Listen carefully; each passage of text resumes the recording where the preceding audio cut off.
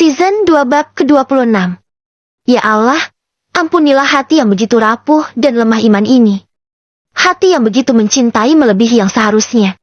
Selama beberapa saat angan Alfian melayang, memikirkan akan sebahagia apa Aileen dan anak-anaknya yang lain jika Bian kembali ke tengah-tengah mereka.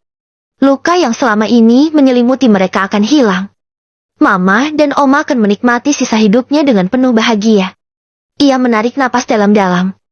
Tangannya gemetar menggenggam surat tersebut. Sejenak ia ragu. Takut apa yang tertuang di dalamnya akan membuat kecewa. Padahal harapan di hatinya sudah melambung tinggi. Maka, sebelum membaca, untuk memastikan ia membuka galeri ponselnya terlebih dahulu. Memandangi wajah mungil putrinya, lalu menunjukkan foto terakhir yang sempat ia ambil sebelum Bian hanyut terbawa arus sungai belasan tahun lalu. Maaf, Pak Ustadz, sebelum membaca surat ini, izinkan saya menunjukkan foto terakhir anak saya sebelum hilang. Alfian menggeser ponselnya ke hadapan Pak Ustadz. Kami sedang berlibur di luar kota. Anak saya berusia 6 tahun saat itu. Sejenak Ustadz Syam terdiam. Matanya fokus memandangi potret sosok gadis kecil nan cantik berpakaian biru muda dengan senyum ceria. Ia berpose di sebuah taman kecil dengan aliran sungai di belakangnya yang terhalang pagar besi. Masya Allah. Ustadz Syam berdecak kagum dalam hati. Foto anak perempuan yang diberikan Alfian ini sangat cantik menyerupai boneka, bersih dan terawat.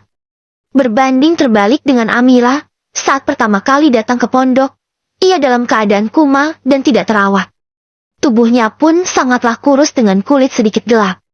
Ustadz Syam mencoba menggali ingatan tentang wajah putri kesayangannya saat pertama kali datang, lalu ia bandingkan dengan potret anak perempuan tersebut.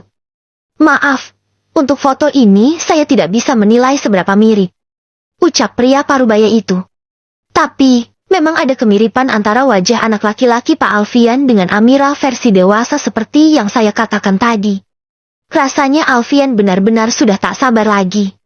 Ingin rasanya ia peluk Amira saat itu juga. Mengatakan bahwa ia memiliki keluarga yang selama ini menangisi dirinya. Pak Ustadz, maaf sebelumnya kalau saya terkesan terburu-buru dan memaksa. Kalau Pak Ustadz mengizinkan, saya bermaksud melakukan tes DNA dengan Amira untuk mendapatkan hasil yang lebih akurat. Benar, Pak Ustadz. Imbu Darren. Kalaupun hasilnya tidak seperti harapan kami, insya Allah tidak akan mengubah apapun. Amira akan tetap menjadi anak Pak Ustadz, anak kita semua. Saya sendiri sudah menganggap Amira seperti anak saya sendiri. Sama seperti Erlan. Sebenarnya saya tidak berhak memutuskan. Karena Amira sudah punya suami dan hanya suaminya yang berhak sepenuhnya atas diri Amira. Mendengar itu, Darren dan Alfian saling melirik satu sama lain. Bagaimana mereka bisa melibatkan Erlan? Sementara mereka tahu seperti apa lelaki itu.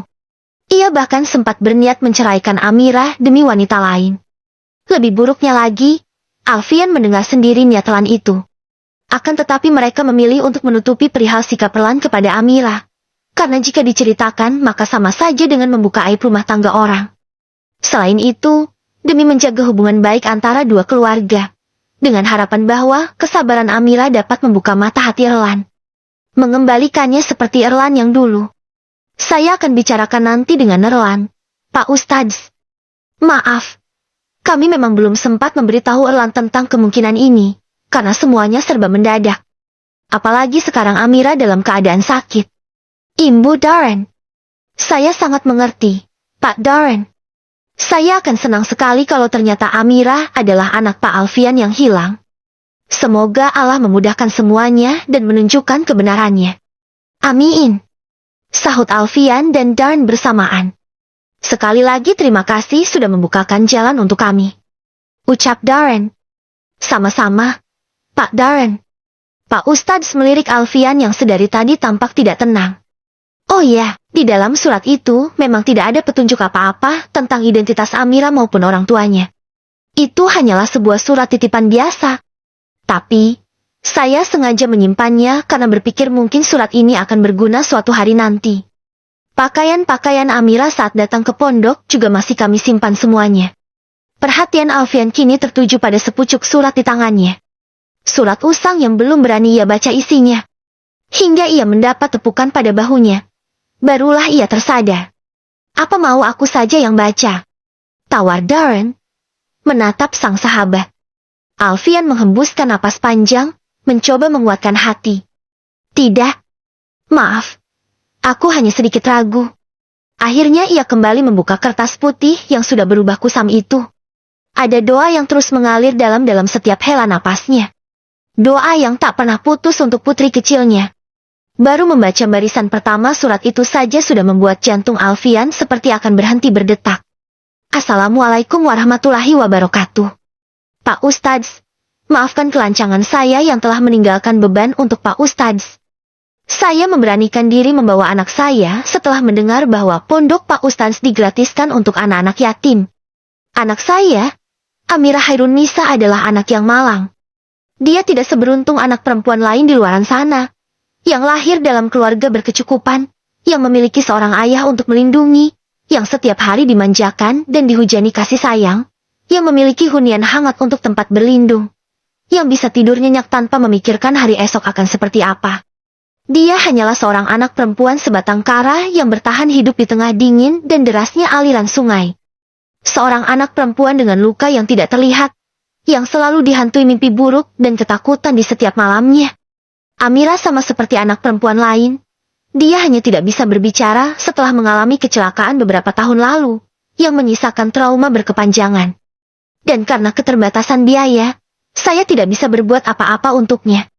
Hari ini, karena sebuah alasan yang tidak bisa saya tuliskan, saya terpaksa meninggalkan dia.